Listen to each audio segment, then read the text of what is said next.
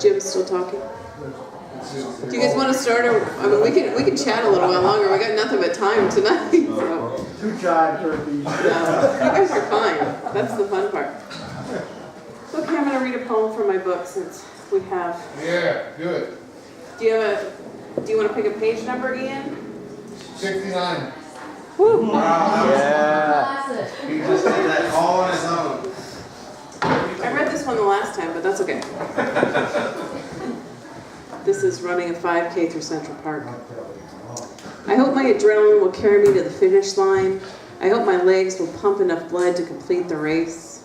I hope I can stay out of my head in the moment of each footstep gliding the ground. Each pump of my arm propels me forward. Each breath brings me closer to completion. I'm running through Central Park in the fall. Why rush seeing the leaves change, the birds migrate, and the raccoons and trees? Let my brother and Karen rush past me. I will savor this, my New York.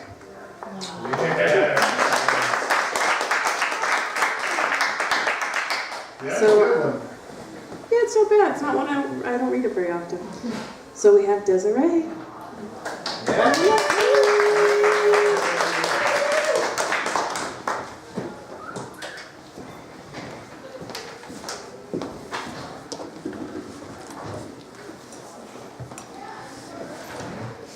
Hi, I'm Desiree. It's been a while since I've read. Sorry, that was supposed to be funny. We love you, though. I've been having a really off week this week, man. Leave the comedy over there. Maybe leave the poetry over there. Just go drink.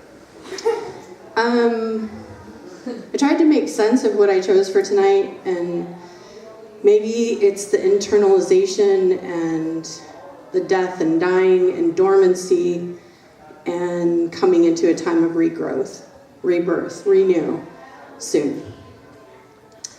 Maiden, mother, and crone. That's the theme.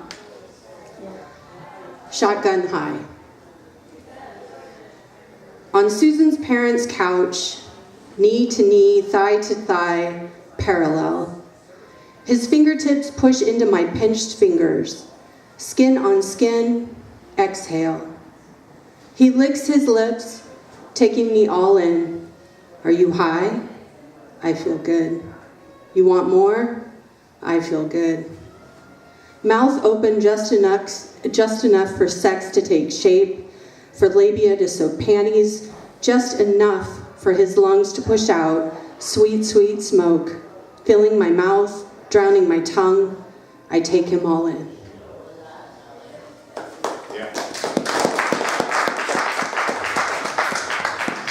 The way it happened.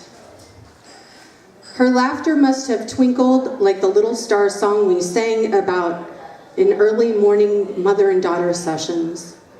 Her kisses must have been tender and never ending in the time before I knew her withholding.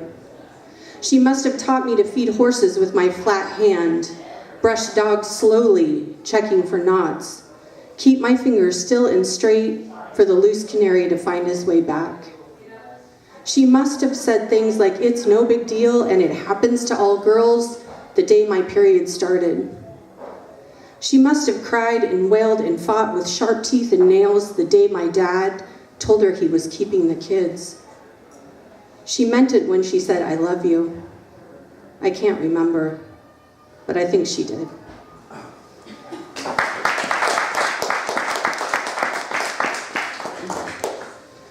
Winter night sky. I wish I knew a grief song to whisper in your ear, a string of words like waves in deep ocean water, cresting and sinking back into the before. Just a single long note you could ride in the final seconds of knowing. My voice company on the long road to where you're headed next. The words I don't know stick inside, the tune I can't name silent.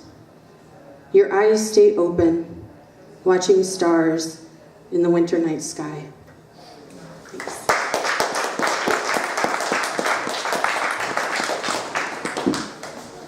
Thank you, Desiree. We're glad that you were here tonight. Okay, we're going to have the Caton brothers up next. We're going to start with Ian, and then Patrick's going to go next, but I'll introduce you separately. Ian, yay!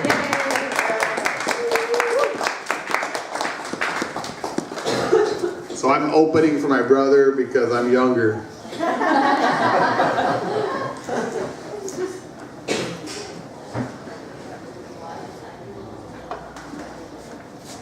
And better looking.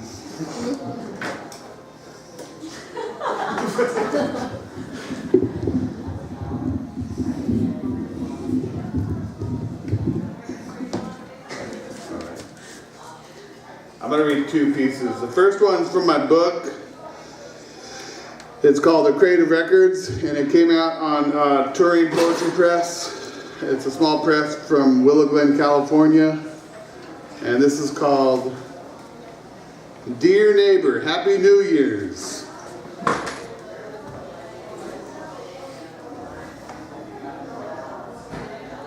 Those black-eyed peas I'd soaked for 3 days before the New Year's. Then seasoned with the ham bones saved from Christmas Eve, sauteed onion and garlic, a can of diced tomatoes, squeezed lemon, and Frank's hot sauce. Tasted much better the next day, January 2nd. Poured over rice and mopped up with flour tortillas. No, I don't want to talk politics. Take your fascist Trump bumper stickers and go home. Doesn't matter if you don't give a fuck and probably won't even vote. I don't need that kind of stress kicking off my new year. I think I found the key to the perfect random playlist. Filled my iPod with songs from Bob Dylan, 2 different eras, Bruce Springsteen, concentrating heavily on the Pete Seeger sessions, some Rod Stewart, Neil Young, and Leonard Cohen, Tom Waits, Bastards, Brawlers, and Ballers, and Magnetic Fields, 69 love songs, all 69 of them. Some Elliott Smith, some Velvet Underground, Tears for Fears, and Talk Talk to get that 80s new wave synth pop feel going. And then Mark Hollis' solo acoustic album. Then sprinkle in some trials, research, and rehearsals from Soviet France, Thuja, My Cat is an Alien, Lee Ronaldo, Jim O'Rourke, Hafler Trio, and the Dead Sea. Bake in some heavy stuff from Sun O and Nuth Grush, just to give it that nice crust. Then finally add Michael Jackson's 25th anniversary Thriller for that sugary sweet topping, and then press shuffle all. And then go home, dear neighbor, to your right-wing politics and your apathy for those who don't have a boat in their driveway and a motorhome parked in some lot waiting to take their kids to Zion National Park.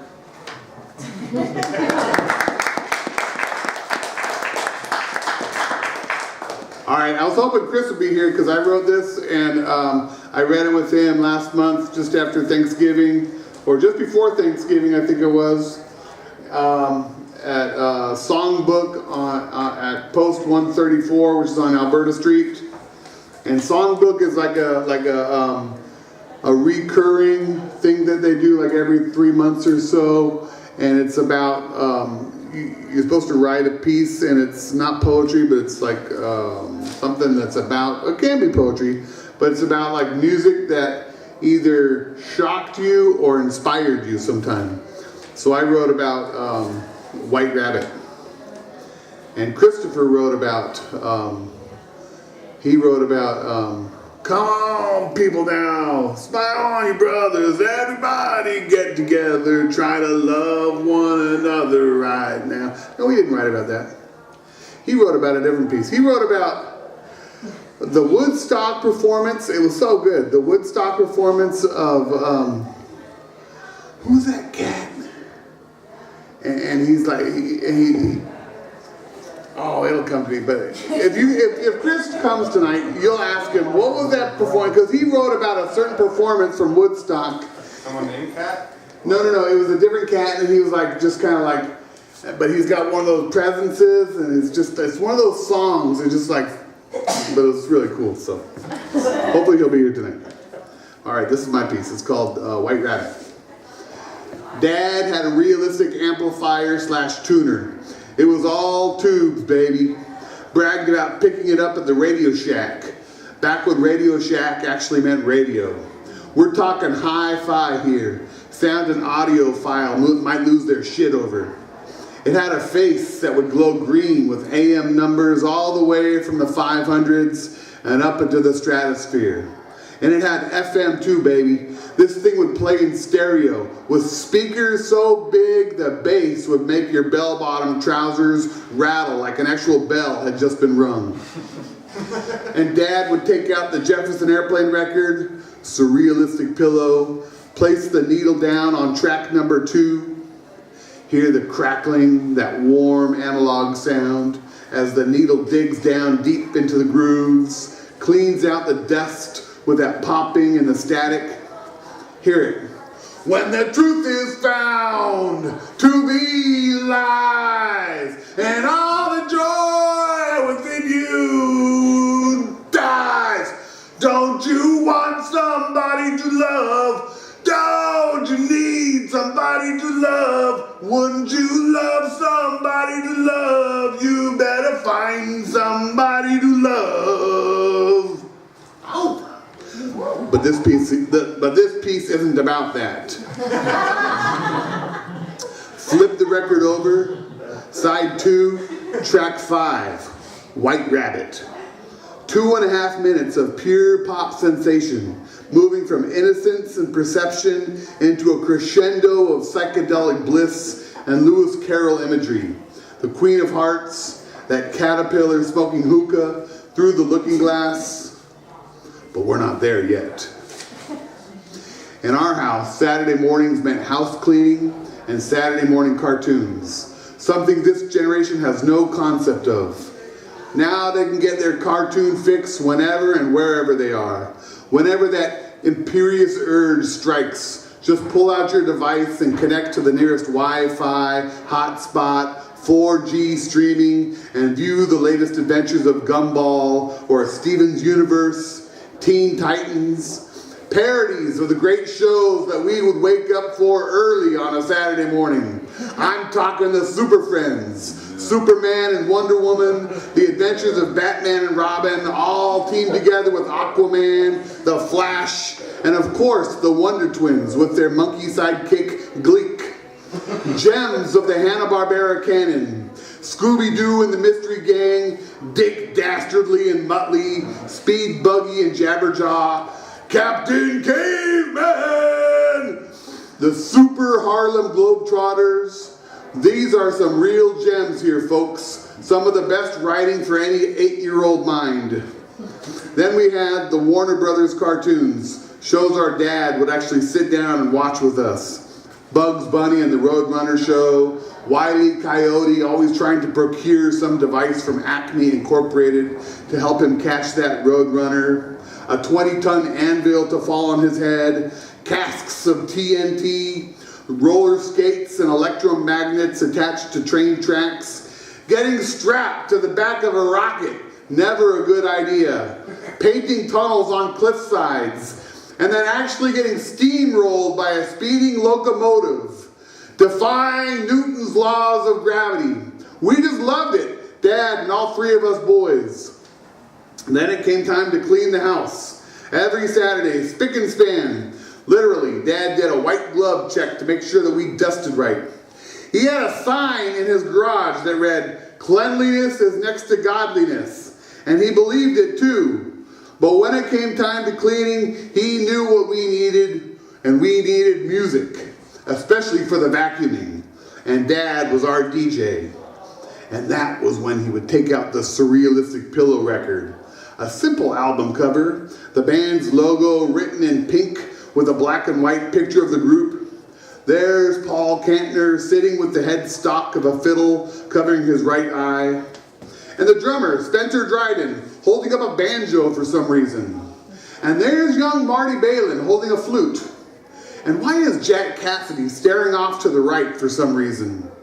And there's Jorma Kaukonen, lead guitarist, looking as heavy as possible, wearing dark shades and striped shirt. But there in the center, Grace Slick, the ringleader, the lion tamer, looking as pretty as ever, somehow managing to keep this motley bunch of pranksters together. Leader by default, but not without contest. And there's Dad pushing that vacuum, singing along. And there's Pat and me and Timmy pulling couch away from wall so we can chase the dust bunnies back there. And now here comes side 2 of the record. Opens with the rocker, 3/5 of a mile in 10 seconds, which is followed by the mellow gold of DCBA 25. Takes you right into that zone. Then, How Do You Feel has that Mamas and Papas groove, sung in harmonies by Paul Kantner, Marty Balin, and Grace Slick. Then that gives way to Jorma Kaukonen's acoustic masterpiece, Embryonic Journey. Beautiful melodic acoustic guitars, which leads then into Jack Cassidy strumming out the bass line, a trance, the exotic eastern sounds of White Rabbit's intro. It's like an invitation taken up by cadence, now tapped out on snare, a jazzy march, transports us to some other destination, maybe a riverboat, fully shaped now by hypnotic drone of guitar, feeling something like a snake charmer as Grace Slick replies, one pill makes you larger, and one pill makes you small, and the ones that mother gives you don't do anything at all. Go ask Alice when she's 10 feet tall. She chants, her vocals informing us now of the ceremony taking place. We are not just spectators. Her low, lamenting tenor is mysterious, sexy. Grace Slick, she is the acid queen, prophetic. And no, not pathetic, prophetic. And this dance is timeless. The 2.5-minute song could last forever. Seems to touch infinity. Takes up so much presence. Says so much in such a brief moment. The perfect pop song conjuring Alice in Wonderland. We are all players on this chessboard, vacuuming the house, stacking chairs on kitchen table to run that vacuum under kitchen table, behind curtains and couches and carpets. Cleanliness is next to godliness. Takes us back to San Francisco, top of the mark. Eating dim sum in Chinatown with Aunt Peach and Uncle Dick. Crossing the Golden Gate Bridge, now cloaked in fog. Then hearing stories before the 3 of us boys were even born. Dad driving school bus on the hills in San Francisco down Lombard Street. Mom riding the bus with her sister at 5 years old in the 1950s with Aunt Mabel.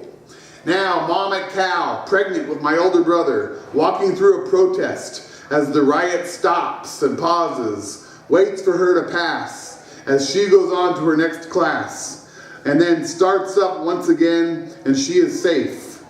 Vietnam War and civil rights, protests and marches, the 60s that were just before my time. Logic and proportion, the Mad Hatter, we're all mad now. And as we run that vacuum cleaner, Dad singing away, playful gleam in his eye. And now here we are, 5 days before Thanksgiving, Gratitude Month. We can all remember when what that dormouse said, stuffing ourselves with turkey and cranberries, mashed potatoes and pumpkin pie. Hear the ghost of my dad, spooky, groovy, and sing along with me now. Remember what the dormouse said, feed your head, feed your head. Thank you.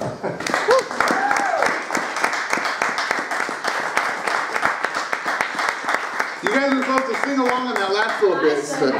Do you want to do it again? All right, let's do the last part. Feed your head. Thank you.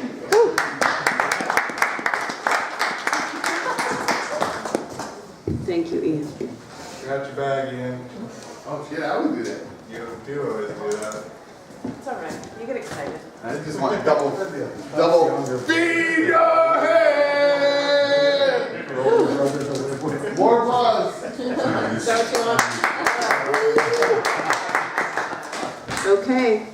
last reader for tonight is Mr. Patrick Caton.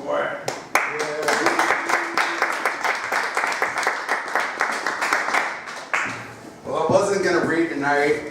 Hold on. What? But Chris Luna wrote a piece about Joe Cocker. Remember Joe Cocker and his Woodstock performance Yes. captured on film in 1969? I got by with a little help from my friends, that one? Get by with a little help from my friends. So that's what Crystal wrote about. And you can ask him Ian's about it still next time you see him. No. Now here's my brother, Patrick Caton. Go away. All right. Anyway, that's Ian. And this is Tiffany's fault. I don't have actually anything to read, so I'm gonna drag up some mean negative shit I wrote a while ago.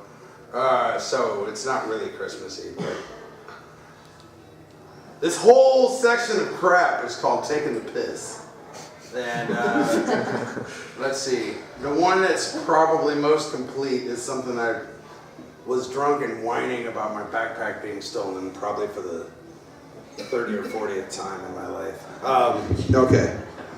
It's called Letter to a Petty Thief, or That's Not Your Mama's Cookie Jar, ass. Another background, weirdly enough, I've always considered the Cheshire Cat moon to be my moon. It's blessings and curses at the same time. So that happened to be in the sky that night. Fucking Cheshire hippie shit moon curse. Yeah, that's my cross, my blessing. Who are these selfish, menial $2.50 prize takers, backpack stealing fucks? And what do they hope to sour with their grubby little mitts? It's there. I want it. Sure. Who needs a lotto when you got my mystical bag of my shit that's got nothing to do with you and your insistent instant pleasure itch? Our landfill stadiums open deathless, greedy maws in anticipation of the feed to come.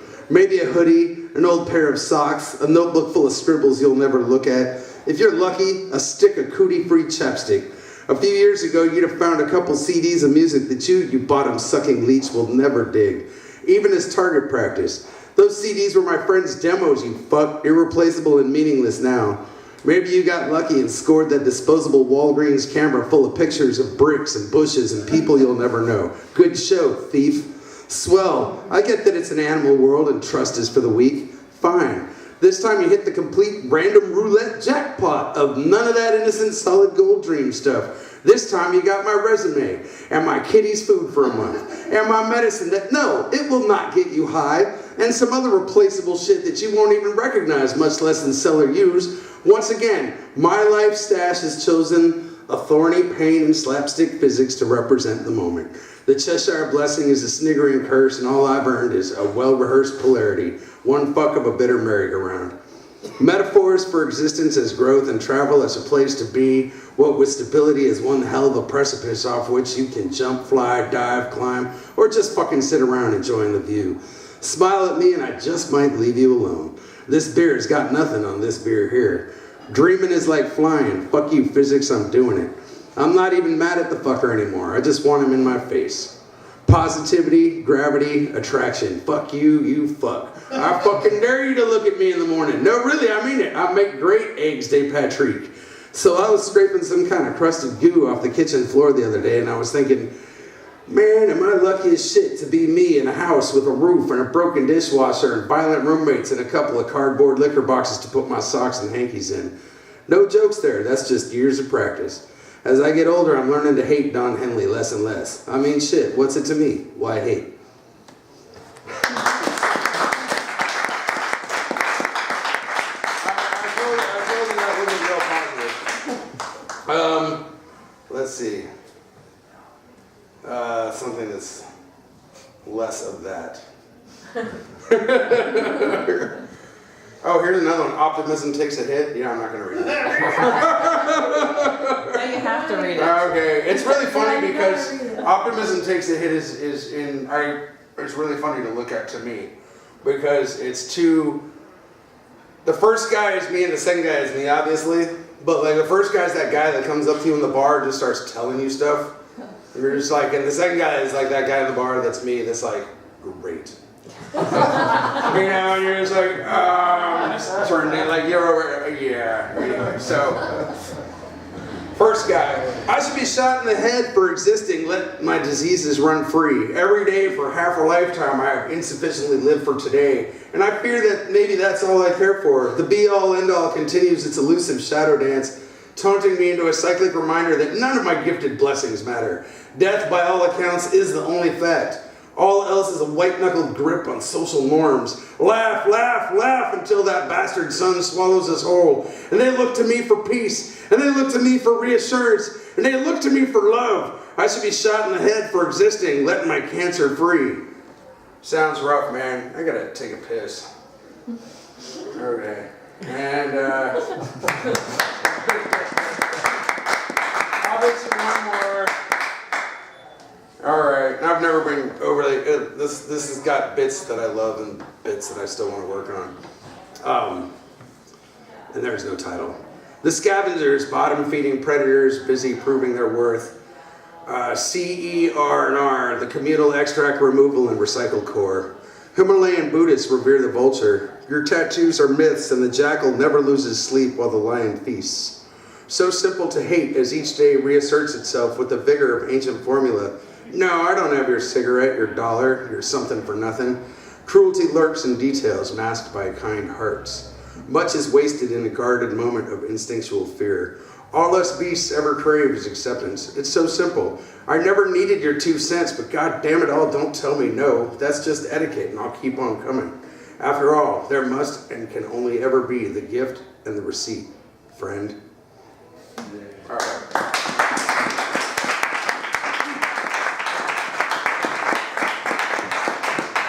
Thank you, Patrick. Thanks for reading, even though I put you on the spot. Yay! The Lunas have arrived. My duties are over. You just missed Patrick. He was our last reader. Oh, really? Yes. Okay. So, yeah, that was it. It was a slow night. Holy moly. Well, unless you two want to. Yeah. Can I read a couple? Absolutely. Go for it. I read all the announcements. I did everything you told me to do. You did a great job. Done.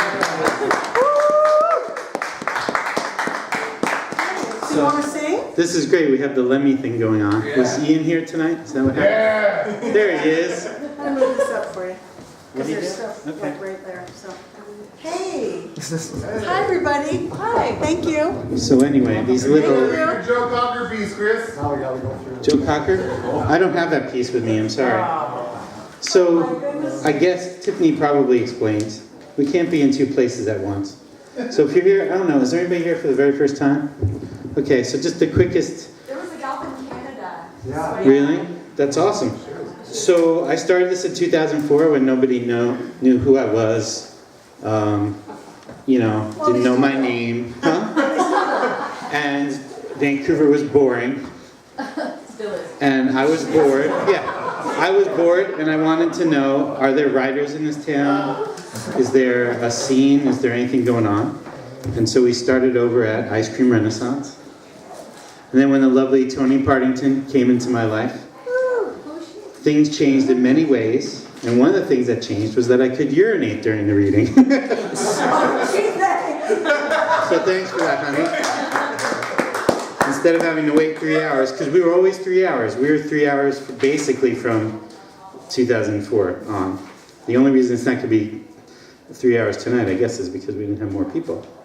Yeah, and we raced over here because you can't be in 2 places at once. And my son had his Christmas concert, and his grandparents are here from the East Coast. The first time that in his whole life that they were going to be able to be at one of his concerts, and we just had to do it. We had to be there. So I really want to say thank you to our friend Tiffany for taking over. And, I think that we've maybe had 2 times that we've had guest hosts. Jim Martin, who's here, has been a guest host. And I think Stephen Constance did it once. And we only had 1 that we had to cancel, and that was last year because of the big snowstorm. So I'm really happy that we were able to do it this year. That's one thing that's good. Okay, so I usually do like 2 or 3 at the end, and then, so my parents are going to miss this. They wanted to see this too, but they can't be in 2 places at once either. So, okay, hold on 1 second here. I think I got it figured. Yeah, so this is about 3. Oh man, yeah, okay, all right. Take off your shoes. The ground you stand on is soaked in blood. afflicted, addicted to the notion of possession, lack the will to be real, to embody that which drives you, honestly. Cannot erase the shadow of the dead Indians on the ramp of the Tacoma Dome. Tear those prevaricating digits apart, extradite each lattice to a neutral city to atone for fronting, to repent pretentious foolishness masquerading as philosophy. Fear-based faith is an empty promise, a desperate attempt to cover your ass before your contract expires. Dangerous to hold on to this irritation when each goodbye kiss is liable to be the very last. I was a little pissed off. And this is something that I read at Lifted Lit. We'll do this again. I think we're going to do it in February. A great thing. Desiree was that one. Is that okay if I say that out loud? Yeah, I read a poem from that. Yes. So Lifted Lit is we get together. Scott was there too. We smoke a lot of weed together and we write poems together. So it was awesome. It's at the greenhouse, and they'll be doing it again. They also do lifted art if you like to paint and draw, and they do lifted yoga as well. So talk to Morgan Hutchinson, or just stop by High-End Marketplace and ask about those lifted classes. So I wrote this during it, and this is kind of a tough one. It's kind of a sad one, but I actually just saw my brother, who's mentioned in the poem, so I want to read it to you. It's called Intimacy Inhaled. What we consume may sometimes also be how and where we meet.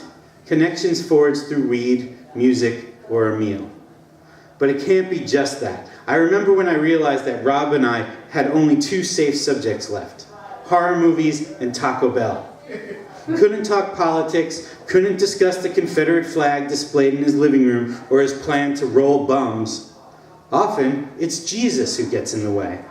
We tell ourselves it's easier not to talk about it, but what do we lose by keeping the most important shit to ourselves? Jay and I were so much closer when we smoked together, before he was born again, and I had managed to exile myself to the other end of the world against my will. Can we regain that closeness while also being real with each other? For me, God is tied to pain. Can't seem to talk about it without getting furious. Hard to be respectful when you're fuming. Don't know how to tell him how sure I am without wounding him, without judging him. I miss him every day.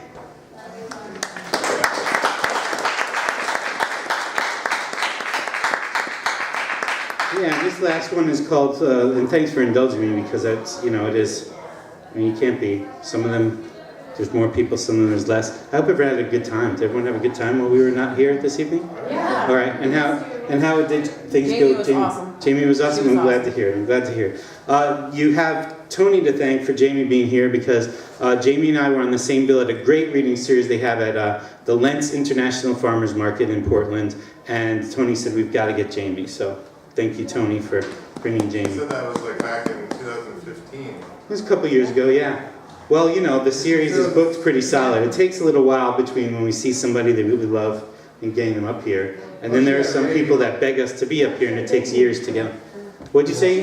Plus you had a baby and all that, so she said that there was some stuff that got in the way. Yeah, sometimes those babies, takes some...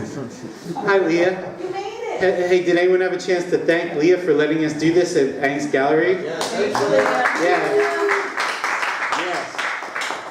So, some of you know this already, but Leah has been giving me a place to do poetry events and come up with crazy ideas and make them happen here in Vancouver for at least 10 years. So she's just like one of my favorite people. And you may not also know this, but Tony and I are among some of the people that have teeny tiny, small, very affordable things in the show this month. The idea is it's December, people are looking for gifts. If you're looking for that odd little gift for that friend that you can't ever think of something to buy for them, Tony and I and other great artists from the local scene have some things that you can look at that you might want to take home. Tell them your new title.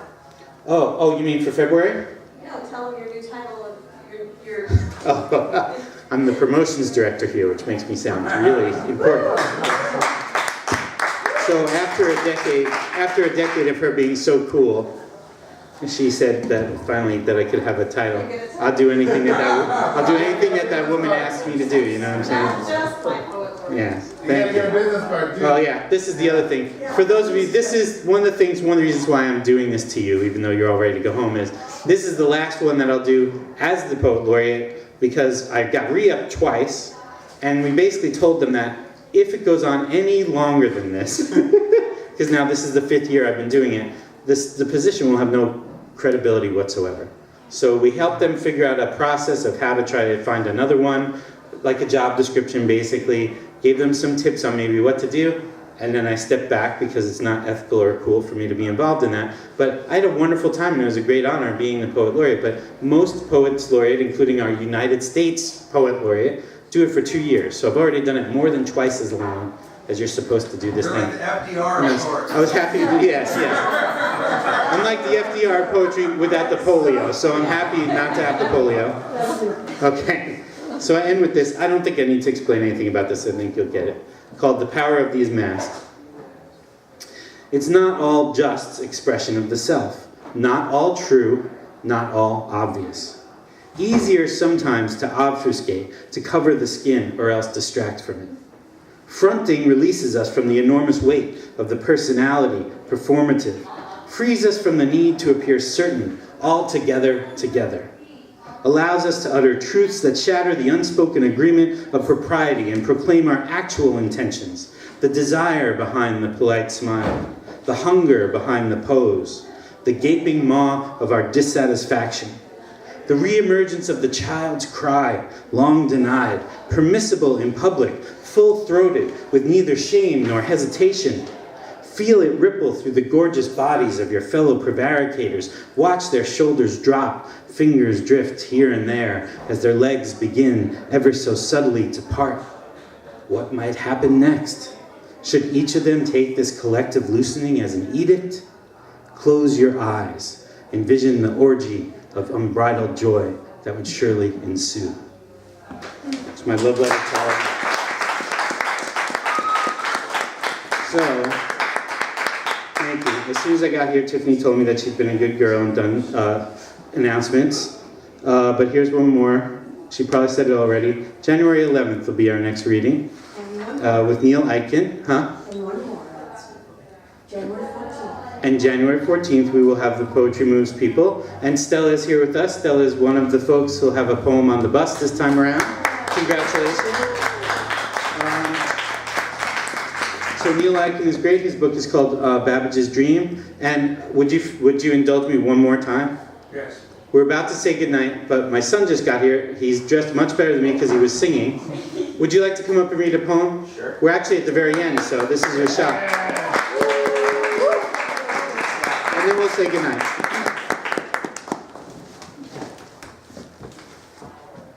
Where's Grandma and Grandpa? I'm not sure. We should. Maybe we should all dress like this every month. I'm down. Where's the tie? I forgo something. What's the word? There you go. That. For when? Left it in There we go. Get rid of that thing. Sorry, trying to find something good. This is very on the spot. Just for the record.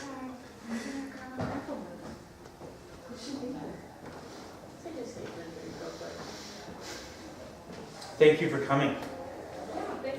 You got here a lot faster than most people do that I talk to about the reading. It usually takes people 2, 3, 8 years before they find it. Okay, sorry, go ahead. All right. Nice to see you. Sounds of silence. The voices build up one by one, like bricks on a wall. First, mentality changes. They get louder, little by little. The tendency of voices is to speak above others, and these ones love to be heard. Of course, what starts small grows exponentially. Squeaks of a dispassionate anxiety, resounding chorus of thunderous, oppressed rage. Conflicting notions, paradoxical thinking wrapped in circular logic. They aren't real because nobody is speaking. They are real because they can be heard, and not traced to an origin. They don't exist. The funny thing about these voices is that they have more motivation, more morality than most people. Who are the psych junkies to decide that they don't have a soul? Ambition drives success, and if they can succeed, why kill them? The age of enlightenment grew steadily into the age of, there's a med for that, and would you like antidepressants with your burger? Your psychosis is my philosophy. God willing, my actions affect your perception of the world you tread on. A point of view change is useful, and not just in your world of instant gratification and pornography. Give it a try sometime. Listen. Yeah.